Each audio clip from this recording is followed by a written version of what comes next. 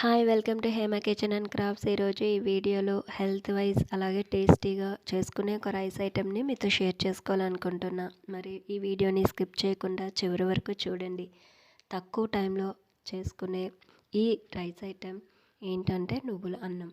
మరి అది ఏ విధంగా ప్రిపేర్ చేయాలో ఇప్పుడు చూద్దాం. ముందుగా కడాయి తీసుకొని అందులో 1/2 టీ స్పూన్ పచ్చిశనగపప్పు, అలాగే 1/4 టీ స్పూన్ జీలకర్ర, 3 ఎండుమిర్చి, అలాగే 2 టేబుల్ స్పూన్ తెల్ల నువ్వులు, కొంచెం కరివేపాకు కూడా వేసుకొని 2 నుంచి 3 నిమిషాల వరకు మీడియం ఫ్లేమ్లో ఉంచి ఫ్రై చేసుకోవాలి.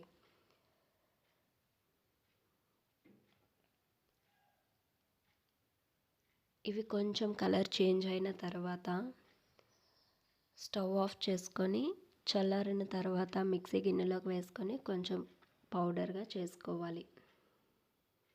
ఈ విధంగా పౌడర్గా చేసుకున్న తర్వాత పక్కన పెట్టేసుకొని ఇప్పుడు మళ్ళీ ఒక కడాయి తీసుకొని అందులో 2 నుంచి 3 టేబుల్ స్పూన్ వరకు ఆయిల్ వేసుకోవాలి.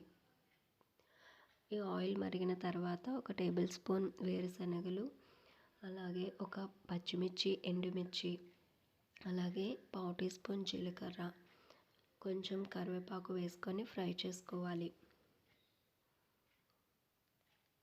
ఈ నువ్వులన్నం చేసుకునేటప్పుడు పౌడర్ చేసుకున్నాం కదా, అది డైరెక్ట్గా ఉడికించుకున్న రైస్లో కలిపేసుకొని తర్వాత ఈ పోపులో వేసుకోవచ్చు.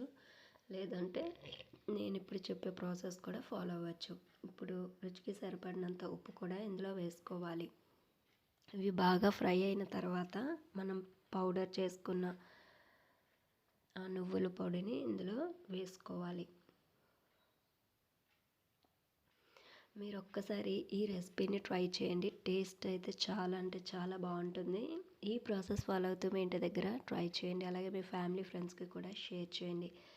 ఈ నువ్వుల అన్నం అనేది హెల్త్ పరంగా చాలా అంటే చాలా మంచిది. ఇది చిన్న పిల్లల నుంచి పెద్దల వరకు తీసుకోవచ్చు.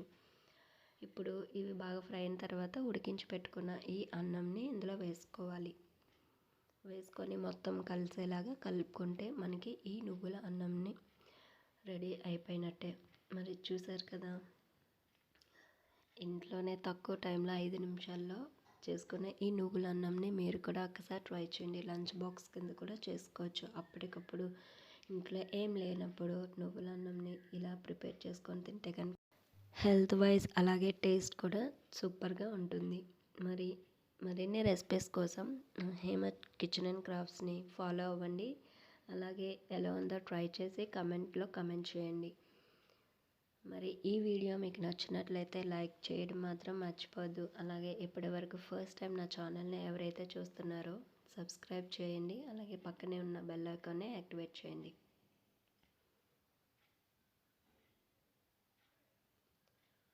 Thank you for watching.